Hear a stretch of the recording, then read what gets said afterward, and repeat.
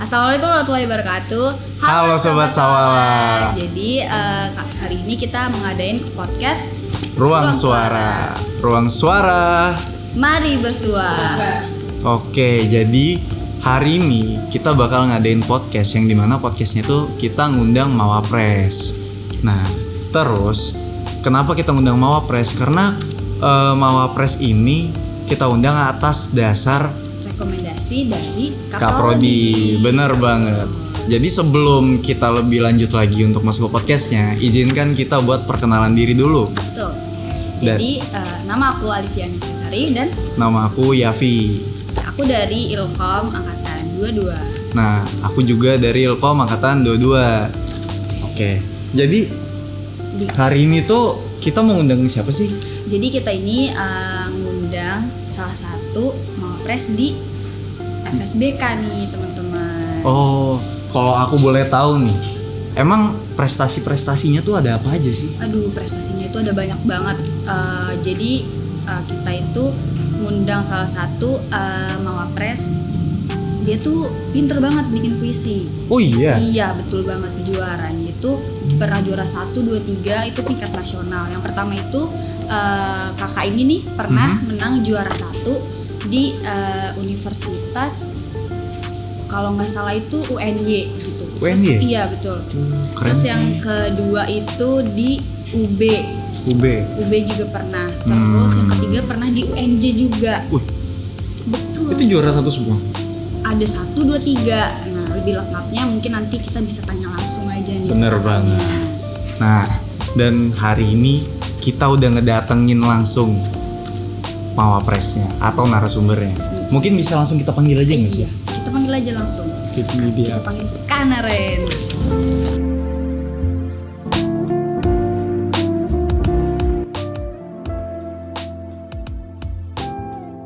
Halo Kanaren, apa kabar? Baik. Iya. Jadi gimana Kanaren tadi kesini, jalan kesini gimana? Kalau jalan ke sini ya, ini tempatnya kan emang agak terpencil ya. Iya benar. Terima kasih. Jadi saya tuh tadi agak nyasar dulu. Nyasar. Jadi saya muter tadi ke sininya. Gitu. Tapi so far bagus sih ini tempatnya sih. Kayak aku pun nggak expect gitu kalau tempatnya bakal kayak gini ternyata. Kalau anak zaman sekarang tuh ini hidden gem. Hidden gem. Nah. Oke. Jadi pada kesempatan kali ini nih, alasan kita buat ngundang Kanaren adalah karena kita pengen tahu nih gimana sih Kanaren tuh bisa jadi Mawapres dan segala macamnya lah. Tapi sebelum Kanaren ngejelasin semua itu, mungkin Kanaren bisa perkenalan dari nama, asal, prodi sama angkatan. Oh iya, sama ini katanya itu Kanaren ini Mawapres termuda nih katanya. Oh iya? Iya, bisa kenalin langsung nih. Jadi kayak teman-temannya mungkin belum ada yang tahu juga Kanaren ini siapa, terus juga dari prodi apa, terus angkatan berapa. Terus juga kan katanya banyak yang bilang Kanaren ini Mawapres termuda. Jadi mungkin Kanaren bisa perkenalkan diri Kanaren. Oke, sebelumnya nama saya Narendra Brahmantio karena Marhindra Smawanto. Saya biasa dipanggil Naren atau Narendra. Saya dari program studi sastra Indonesia, Fakultas Sastra Budaya dan Komunikasi, Universitas Ahmad Dahlan. Angkatan 2021. NIM. Nggak sampai NIM juga ya. Ya udah, nomor KTP. Oke. Nah, tadi udah perkenalan nih. Mungkin kita bisa langsung masuk ya sih, naik ke pertanyaan-pertanyaannya. Oke, pertanyaannya yang pertama ini kan teman-teman di Sobat Sawala ini nggak tahu ya prestasinya Kanaren ini apa. Tapi kita tuh pernah dengar atau kita sering lihat Kanaren ini di Instagram itu sering lomba puisi nih Kanaren. Bisa disebutin nggak ada berapa kali sampai sekarang ini Kanaren prestasinya tuh puisinya tuh juaranya di mana aja dan berapa aja? Mungkin kalau di total itu ada sekitar 28 total juara lomanya. itu dari rentang tahun 2021 sampai 2023 ini. Wow. Dalam jangka waktu 2 tahun ya, artinya 2 tahun. dapat 28 juara. Iya. Tapi ya gagalnya lebih banyak lagi tentunya. Tapi menangnya 28. Iya. Banyak banget loh Kak Naren. Wah, aku aja nggak pernah juara sih. Dulu juara. Oke, lanjut. Kurang lucu takutnya. Mari kita lanjut. Oke. Jadi kan Kanaren tuh punya 28 kali juara lah ya. Nah, itu semuanya puisi. Semuanya puisi, itu dari juara 1 sampai juara harapan 2 itu totalnya. Nah, itu kan puisi ya. Ya. Mungkin bisa diceritain nggak sih kayak awalnya Kanaren terjun ke dunia puisi? Kayak kenapa sih kok Kanaren milih puisi? Apa alasannya? Kenapa suka puisi gitu-gitu deh? Saya itu awalnya ya mengikuti lomba itu karena pandemi. Pertama itu pandemi. Iseng lah ya. Itu tahun 2020 memang beberapa kali nggak juara. Seringnya nggak juara gitu. Dan bahkan perbandingannya itu bisa 50-1. 50-nya nggak juara, satunya baru juara. Kayak gitu. Itu pertama kali ikut lombanya di UAD atau langsung di luar gitu kan? Itu di luar waktu habis lulus SMA itu. Oh, lulus SMA di luar. Terus Kanaren ini belajar puisi,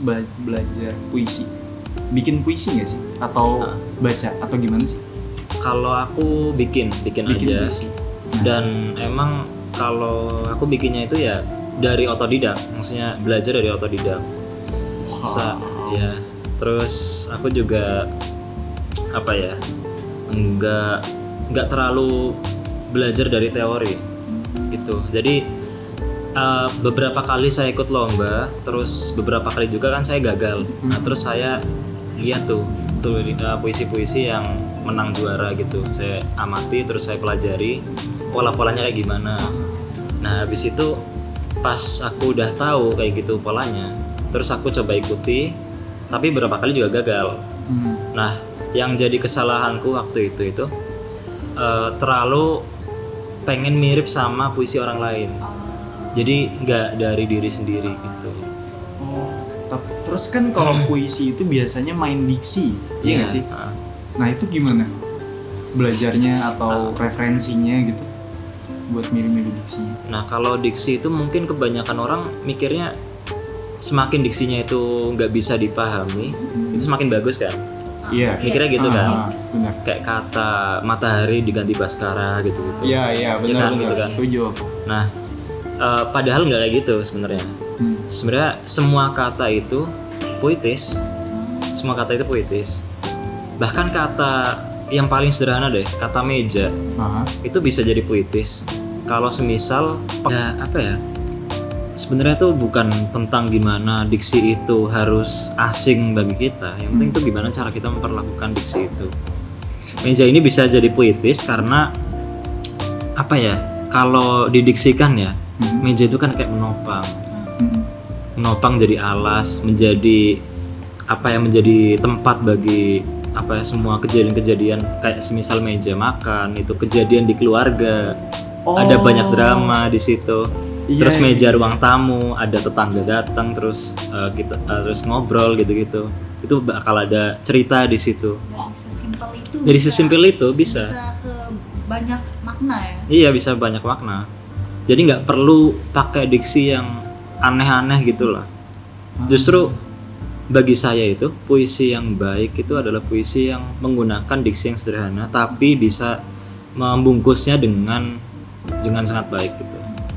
Soalnya ya, aku ini kan lumayan suka baca buku juga ya, suka baca novel. Tapi tuh aku nggak suka novel yang kata-kata itu terlalu puitis karena aku jadi nggak bisa nggak bisa ngerasa, bukan berat. Aku tuh kayak nggak bisa ngerasain alur ceritanya karena banyak hal yang nggak aku tahu. Padahal kayak maknanya kayak tadi matahari Baskara diganti kayak gitu kan. Ya aku awalnya nggak tahu, kayak harus searching dulu cuma buat kayak gitu. Saya kayak diksi-diksi itu ternyata nggak harus yang terlalu puitis banget gitu ya. Enggak. Justru malah sastrawan-sastrawan itu mereka menggunakan diksi yang umum. Kayak Djoko Pinurbo itu. Beliau itu pakai diksi yang umum banget. Bahkan kayak ada buku antologi puisinya beliau. judulnya itu apa ya? Ada kata kongguannya di situ. Itu kan kayak iya, pejamuan kongguan namanya. Oh, Itu jadi judul bukunya malah.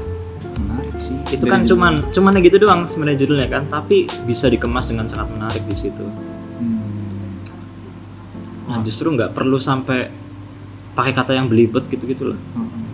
Soalnya kan kalau kita sebagai orang awam ya, orang awam di dunia kayak gitu kan kayak apa ya ngerasanya, memang sih kalau dibaca tuh kayak kedengerannya keren. Cuman kita aja tuh Estetik jujur lah nggak gitu. ngerti. estetik gitu. Tapi artinya Kak Naren ini suka baca buku juga? Ya suka, lumayan suka. Justru malah aku lebih banyak baca buku yang bukan buku fiksi. Ya gitu, karena apa ya, kalau soal kayak cerita terus cerpen, novel gitu aku udah istilahnya namatin itu di SMA sih sebenarnya. Beberapa. Jadi dari SMA atau SMP udah sering baca buku. Dan sekarang itu kalau mau baca cerpen, baca puisi itu lebih sering di media online. Media online. Kayak di koran atau di mana, koran online gitu-gitu. Menarik ya. Tadi kan kemarin udah cerita soal puisi ya. Tapi ada nggak sih selain puisi atau prestasi lain selain puisi gitu yang kalian tekuni sampai sekarang, atau yang lagi rajin atau pengen banget di ini loh Kak, kayak inovasi baru gitu dari kalian itu ada? Kalau yang lain mungkin bukan di lombanya ya, tapi ada itu publikasi kayak jurnal gitu-gitu. Jurnal. Kebetulan banget ya. Mungkin kayaknya aku mau masuk PR aja. Jadi kan ada publikasi jurnal ya. Iya. Mungkin bisa dibantu. Tapi kalau Ilkom tuh, kalau setauku ya itu segala hal bisa dijadiin objek penelitian kan, kayak semisal benar. iklan itu bisa Iya, kan. Bener. Maaf. Jujur kita lagi stres banget sama Metopen. Dan apa ya, kalau aku tuh jurnalnya itu kemarin tahun 2022 itu aku udah nerbitin di jurnal Prodiko, jurnal Mimesis. Itu mengkaji soal puisi karya W.S. Rendra. W.S. Rendra judulnya Sajak Pertemuan Mahasiswa. Itu saya coba membedah itu lewat metaforanya gitu. Dan sekarang itu aku juga lagi publikasi juga, lagi submit lah istilahnya, masih dikoreksi gitu, masih di kurasi sama pihak editornya. Dan itu Sinta 3 apa ya? Sinta 2 malah kemarin. Sinta 2. Nah, kan publikasi jurnal ya. Itu tuh apa aja sih kayak kesusahannya selama untuk apa sih kayak ngetik jurnalnya, risetnya atau gimananya? Itu kesusahannya apa aja sih? Kalau kesusahan pertama tuh sebenarnya ini sih topiknya. Topik ya. Topiknya itu mau ngangkat soal apa? Soalnya kan topik itu harus baru. Iya. Dan nggak boleh sama gitu kan. Semakin banyak kebaruannya semakin bagus malah. Dan kedua itu yang susah itu cari teorinya, teori metode penelitian lah itu. Iya. Kata maksudnya. Nah, banyak ininya ya, apa teori-teori itu kayak banyak, misalnya kayak teorinya komunikasi tapi menjerumus kayak ke audiens ke apa kayak gitu yang susah dicari. Iya gitu-gitu. Oh, paham aku maksud kamu. Makanya apa ya, kalau di sastra itu mungkin beda kayak di Ilkom ya. Kalau di Ilkom itu kan tinjauannya kan bisa ke lapangan langsung gitu kan. Tapi kalau sastra itu kalau penjurusannya sastra ya, itu bisa cuman dari tinjauan pustaka aja, kayak baca karya sastranya gitu. Gimana? Maksudnya gimana? Kayak kita cuman baca karya sastra terus dari situ aja objek penelitiannya. Oh iya. Bisa kayak gitu. Baca terus dijadiin topik. Baca jadi topik, tapi ya harus cari kebaruannya juga kayak gitu. Oh, Tetap harus baru. tadi rencana sih mau ganti prodi ya. Gak jadi deh.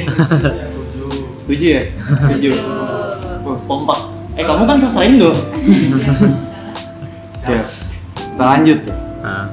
Aku mau nanya, kayak kan Kak Naren ini bikin puisi ya? Itu ada role modelnya nggak? Kalau role model mungkin aku nggak ada pakem pastinya, cuman aku beberapa suka sama karyanya Acep Zamzam Nur. Itu penyair dari Tasik. Dari Tasik. Puisi dia tuh nggak kayak puisi kebanyakan. Puisi kebanyakan kan biasanya bait-bait ya gitu kan. Nah puisi dia tuh kayak narasi gitu. Jadi total itu bahkan sampai 100-200 kata gitu. Banyak banget. Dan emang itu namanya puisi liris, namanya puisi narasi. Jadi puisinya itu kemasannya itu dengan cerita gitu. Bercerita, tapi emang nggak sekompleks cerpen. Untuk Jadi cerita. ada alurnya gitu. Ada alurnya gitu. Kalau Kanaren ini puisi itu kan ada yang puisi yang sama gerakan gitu, yang kayak apa ya, yang mirip kayak teater gitu. Puisi itu kan banyak jenisnya ya. Nah kalau Kanaren ini puisinya kayak gimana? Puisi aku tuh ya mirip dengan modelnya tuh mirip sama Pak Acep itu, pakai narasi gitu, pakai cerita gitu. Jadi memang kalau puisi-puisi kayak gitu tuh apa ya, kurang untuk dibacakan gitu, karena memang panjang gitu. Mungkin aku pengen gini deh, ada contohnya nggak sih dari puisinya Kanaren? Ada. Nah, ada. Boleh dong dicontohin. Oke. Aku bacain. Iya dong. Oke. Sambil bacain. Kita dengerin ya semuanya. Oke, siap. Enak punya penonton bayaran ya? Coba. Suara dong.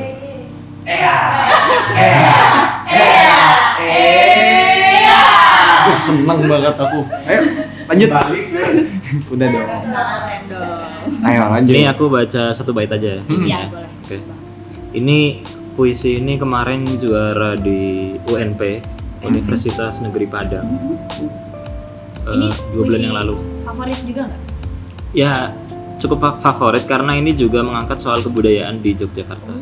Ini Menarik. kebudayaan ini soal masyarakat di bantaran Kali Code.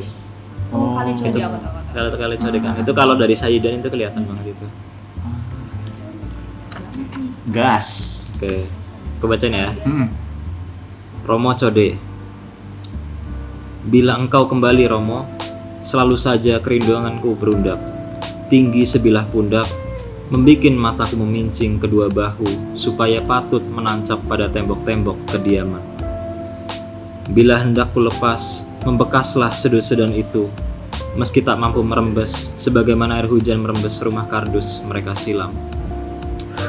Demikian kami sisipkan seluruh wajahmu Romo, lewat lanskap tembok utuh, supaya engkau dapat melihat anak-anak berlarian, bermain bola di ganggang sempit. Setidaknya, apabila aku tak becus menjadi perawat bagi anak-anak kecil yang terjatuh, engkau dapat senantiasa mengobati kaki-kaki mereka yang terkilir, supaya tak sukar berlari menyusuri terjal masa depan.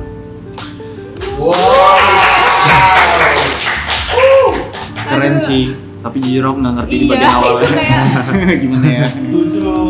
Mungkin ini bisa, maksudnya dijelasin secara garis besar ya dari makna yang satu bait tadi itu.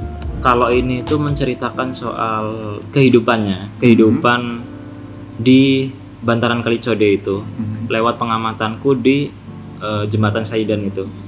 Jadi di situ tuh ada kayak anak-anak main bola, kemudian ada, kalau aku riset juga, aku tuh lihat ada mural yang ada mukanya Romo Mangunwijaya. Romo Mangunwijaya itu yang bikin perkampungan Kali Code itu. Karena sebelumnya perkampungan Kali Code kan nggak layak huni gitu. Terus dibuat sedemikian rupa akhirnya layak huni. Nah aku tuh ngangkat ini karena setelah aku mendengar dan membaca beberapa cerita dari masyarakat Kali Code itu dan kemudian perkampungan Kali Code itu, kayak ada rasa untuk terima kasih gitu kepada Romo Mangunwijaya karena sudah ngebangun itu biar jadi layak huni. Bisa jadi kayak gini. Gitu. Itu makanya menggambarkan soal ya rasa terima kasih gitu kepada Romo. Tapi artinya kalau bikin puisi itu juga tetap harus riset ya. Harus riset ya. Jadi meskipun apa ya, kalau aku ngutip dari perkataannya Kunto Wijoyo itu, jadi ya sebebas-bebasnya karya sastra, meskipun jauh dari realitas, tapi harus tetap berada dalam realitas itu sendiri. Nggak boleh lepas realitas itu. Aku Paham paham. kan? Jadi meskipun kita berangan-angannya tuh jauh banget dan jauh banget dari realitas yang ada, kita itu nggak boleh lepas dari realitas itu, tetepan. Iya, aku paham. Meskipun jauh banget. Paham. Soalnya Kayak gitu. kalau aku kan sukanya ini ya bikin cerita film. Dan kalau cerita film itu meskipun fiksi tetap harus masuk logika. Nah, Kayak gitu kan ya kurang lebih. iya. Ternyata gitu ya puisi ya. Menarik sih. Dan kayaknya kayak semua karya seni emang kayak gitu sih. Iya, iya. Ya kayak gitu kan. Meskipun jauh dari realitas, tapi nggak boleh lepas dari realitas itu juga. Soalnya aku sendiri tuh kan nggak punya apa ya, bukan nggak pernah sih, tapi kayak kurang ngerti lah, kurang mendalami karena emang nggak pernah mendalami sama sekali soal puisi. Tapi ternyata puisi itu bukan cuman sih, maksudnya dari satu bait gitu itu bisa ngegambarin Iya. beberapa situasi dan cakupannya juga luas banget ternyata ya, maknanya bisa dalam banget. Ternyata keren sih puisi. Iya. Dan beberapa sastrawan tuh mengatakan juga semakin sedikit puisi itu justru maknanya semakin kompleks. Jadi kalau misalnya banyak kayak misalnya narasinya Kanaren kan tadi bilang Banyak. berbait-bait gitu, itu tuh lebih ke dikasih tahu detail gitu. Tapi kalau misalnya pendek itu dia biar cerita sendiri gitu. Begitu. Iya, kalau pendek itu justru semakin pendek kan semakin kita berusaha untuk menginterpretasi gitu kan. Dan justru malah semakin banyak interpretasi dari orang-orang. Dan itu malah keberagaman interpretasi itu justru malah bikin misal apa ya, satu kata puisi ini tuh jadi kaya banget pemaknaannya. Soalnya setiap tangkapan orang-orang tuh bisa beda-beda, ya kan ya. Ini ada satu puisi judulnya tuh Malam Lebaran. Jadi ya ada gitu. Jadi puisinya tuh cuman beberapa kata aja. 3 kata doang puisinya. Hah? 3 kata doang puisinya, cuman 3 kata. Sebutin kayak gimana? Bulan di atas kuburan. 4 kata berarti. Bulan di atas kuburan, coba. Itu kan kalau secara apa ya, kayak kita lihat sekilas biasa aja kan. Iya. Kayak ya udah sih bulan di atas kuburan ya oke sih. Terus kalau kita nginterpretasi itu maknanya itu dalam banget. Bulan di atas kuburan. Bulan itu kan digambarkan sebagai apa ya? Bergantinya hari kan kalau di Islam itu, Komariah gitu. Iya. Itu di atas kuburan. Kuburan itu kan keberakhiran lah. Kematian, keberakhiran. Sedangkan ada yang lahir dan ada yang mati itu. Makanya kan selamat lahir batin gitu-gitu kan. Iya betul. Itu maknanya tuh kayak gitu. Dan ada yang memaknainya lebih dalam lagi gitu. Cuman dari kata bulan di atas kuburan. Tapi aku mau nanya deh. Puisi itu kayak ada ketentuannya nggak sih? Kayak misalnya kalau aku di film bisa dikatakan short movie itu pertama karena ada alur ceritanya, terus habis itu dari durasinya sekian sampai sekian kayak gitu-gitu. Kalau di puisi itu ada aturannya juga nggak? Kalau dulu ada, dulu banget tapi itu zaman Pujangga Lama itu. Jadi puisi itu harus berbait-bait. Ya kayak yang kita tahu sekarang itu kan peninggalan zaman Pujangga Lama itu. Nah semakin kesini itu puisi itu malah semakin bebas. Jadi bentukannya tuh boleh macam-macam. Ada yang bentukannya kayak cerita, ada yang bentukannya kayak cuman 4 kata tadi, macam-macam. Artinya bebas ya kalau Bebas. sekarang. Aku mau bikin puisi sekarang. Boleh. Setuju. Itu pantun. Aku ini mungkin Kanaren bisa nilai puisiku ya. Ini puisi yang dulu ku buat pas SD. Iya. Dan teman-temanku kayaknya bangga banget sama aku, kayak wih keren banget. Nih, aku bacain juga ya. Boleh. Yang agak keras dong. Dengerin. Gulingku. Cakep. Wih, bukan pantun. Salah. Lanjutin ya. Lanjut. Gulingku, kaulah yang selalu berada di pelukanku. Tanpamu, malamku tidak akan berlalu. Saya Rehan Yafi, terima kasih. Apa tuh artinya? Dimaknai dong, apa itu? Jadi apa tadi? Interpretasi. Ya, interpretasikan sendiri dong. Ya, gimana menurut Kanaren? Bagus kan? Iya dong. Bagus. Bagus. Oh, Kalau aku malah menganggapnya tuh semua puisi itu bagus sebenarnya. Gak ada puisi yang jelek. Gak ada puisi yang jelek. Karena secara konteks itu kan bergantung pada pengarangnya itu sendiri. Ya puisi bisa menggambarkan kepribadian seseorang, makanya ada yang namanya kalau di sastra itu sosiologi sastra gitu. Waduh. Itu ada kayak gitu. Aku tadi mau ganti puisi bisa. Kita ulang lagi ya. Aku punya puisi dari. nggak mau. Nggak boleh. Aduh, kelihatan dong kepribadianku. Bahas guling lagi. Tawan suka tidur. Lanjut. Oke. Mungkin pertanyaan selanjutnya aja kali ya. Oke. Tadi kan kita udah ngebahas soal prestasinya Kanaren, terus Mhm. juga Kanaren inspirasinya tuh siapa aja tadi kan Mhm. disebutin. Terus ini sekarang mungkin ke universitas kali ya. Oh. Benar, Masa bisa. pertanyaannya itu terus prestasinya kan? Mungkin sekarang pertanyaannya itu gimana perasaan Kanaren jadi mahasiswa Fakultas Sastra Budaya dan Komunikasi. Kalau bagi aku ya, jadi mahasiswa FSBK itu privilege sih. Kenapa? Karena apa ya? Kalau secara kelihatan ya, kita bisa lihat dekanat FSBK itu paling gede loh termasuknya. Setuju. Kalau itu iya setuju. Oke, lanjut dulu. Aku jaga mulut aja. Nah, terus itu kalau dari segi ini ya, dari segi bangunannya gitu. Tapi kalau dari segi lainnya privilege karena beberapa dosen juga aku melihat itu peduli banget dengan mahasiswanya gitu. Itu aku setuju. Nah itu. Terus aku juga kemarin pas seleksi Filmapres, pemilihan mahasiswa berprestasi itu, kita bener-bener dikasih wadah buat berlatih gitu.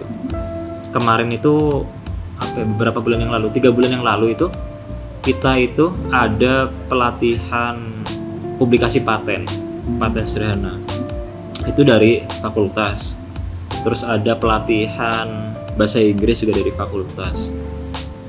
Dan masih banyak lagi sih sebenarnya kayak publikasi jurnal itu ada dari fakultas gitu. Bahkan dibiayai langsung dari fakultas buat publikasinya.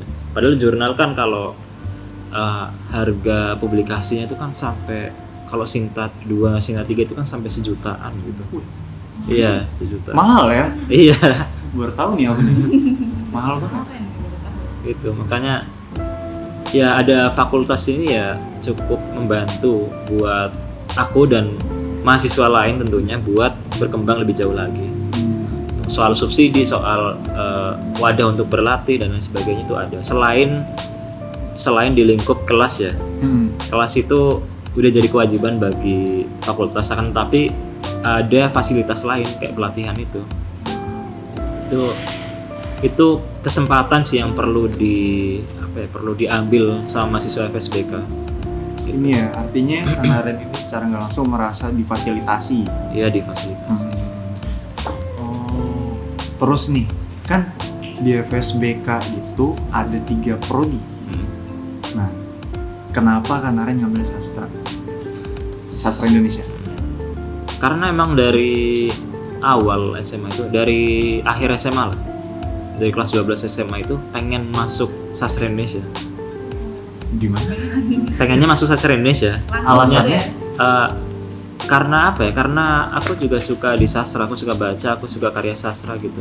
Nah terus aku nyoba-nyoba di negeri kan, dan beberapa nggak keterima, dan akhirnya aku nyari kampus swasta yang ada sastra Indonesianya, dan itu cuman yang di Yogyakarta itu cuman UAD. Makanya aku ke UAD dan ternyata emang bagus gitu. Kukira kan kukira kan emang kayak gimana kan, aku mikirnya karena swasta gitu. Tapi ternyata bagus juga sastra Indonesia UAD itu. Dan nggak kalah loh sastra Indonesia UAD dengan sastra Indonesia UGM gitu. Untuk bersaing ya, maksudnya bersaing dalam entah lomba entah apa gitu, nggak kalah gitu. Apalagi akreditasinya sekarang udah unggul. Oh iya. Nah, udah unggul. Iya benar. Aku terakhir lihat tuh di Klik Wade. Oke. Nah, terus kan ini kan tadi udah bahas soal KSBK ya. Sekarang aku mau nanya, momen yang paling gak bisa Kanaren lupain pas menang lomba puisi, atau nggak harus menang deh, pokoknya pas lagi lomba puisi aja, momen apa sih yang Gak dilupain. Momen yang gak dilupain apa ya, mungkin prosesnya sih lebih tepatnya. Prosesnya itu karena apa ya, karena aku bikin puisi itu bukan hanya aku riset sekali 2 kali doang, tapi bahkan aku membangun riset itu dari jauh-jauh hari, dari beberapa minggu yang lalu gitu. Ya sesederhana aku cuman jalan-jalan muterin Jogja, terus aku mengamati, terus aku ngajak ngobrol beberapa orang, dan aku coba cari tahu keresahan orang-orang di Jogja itu apa terhadap budaya di Jogja atau terhadap keadaan di Jogja gitu. Dan aku sering nemuin itu di angkringan. Itu kan banyak banget orang-orang ngobrol di situ, ngobrol soal entah keluarga, entah permasalahan ekonomi mungkin di Yogyakarta atau gimana gitu. Itu aku denger banyak banget dari situ.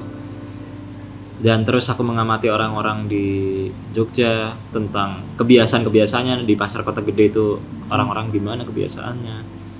Terus di Sleman juga. Dan aku bahkan pernah ngajak ngobrol bapak-bapak di depan Alfamart. Gimana? Jujur aku dengarnya sih cukup random ya. Cukup random banget emang. Apa yang dibahas? Kan waktu itu emang apa ya? Emang lagi kepikiran aja buat tanya-tanya gitu. Tentang ya aku pengen tahu dari sisi beliau tuh. Ya awalnya mungkin tanya personal beliau dulu. Kayak gimana, apa kabar Pak gitu gini. Terus lama-lama merembet ke tentang Yogyakarta gitu. Gitu. Ya sambil habis beli minum, terus minum bareng kan di depan tuh. Gitu. Oh itu kabarnya bapaknya masih minum di Masih sampai sekarang. Masih. Aja nih siapa. Oh iya. Bentar ya. Oke. Terus aku mau nanya pertanyaan ini agak random sih sebenarnya pertanyaannya, tapi aku mau tahu aja dari Kanaren nih sampai jadi mawapres gini, ada nggak sih support sistemnya gitu dari orang tua? Ya kita nggak tahu ya. Ada. Dan bisa dikasih tahu lah, dijelaskan siapa. Setuju. sistemnya. Soalnya kalau misalnya kita itu sebagai manusia pasti butuh support system. Iya benar. Entah dari manapun. Kayak misalnya pacar maksudnya misalnya keluarga, teman dekat, Sayang lah gitu. orang tersayang lah. Ada nggak sih? Ada, tetap ada. Dan yang paling utama tetap keluarga. Betul. Nah itu support system terbaik ya, karena beberapa kali juga aku pernah down kan, maksudnya capek banget, apalagi di Pilmapres ini kan bener-bener kayak kemarin gagasan kreatif, kita bikin gagasan kreatif itu kayak tulisan proposal gitu, tapi 7 bab isinya gagasan kita, inovasi kita terhadap apa yang terjadi di dunia sesuai dengan SDGs gitu. 7 bab. 7 bab dan harus ada dosen pembimbing dan harus ada tanda tangan dosen pembimbing juga. Dan nanti diuji. Dan diujinya tuh ya nggak main-main juga itu waktu presentasinya itu. Nah itu sempet down juga itu, makanya support system keluarga itu paling penting sih. Jadi keluarga doang. Ya keluarga, temen juga. Teman. Ada lagi nggak? Udah sih. Oh Jadi cukup ya. langsung aja banget kayak ngulik apa yang mau dikulik, apa yang mau dikulik. Loh, siapa tahu dari tetangga. Oh iya betul. Atau doa orang-orang masjid terdekat. Ya kan kita nggak pernah tahu. Orang Bisa. Kanarennya cerita ngobrol sama orang random. Iya. Ya kan kita nggak ada yang tahu. Oke. Aku mungkin ya sebelum penutupan Ini deh.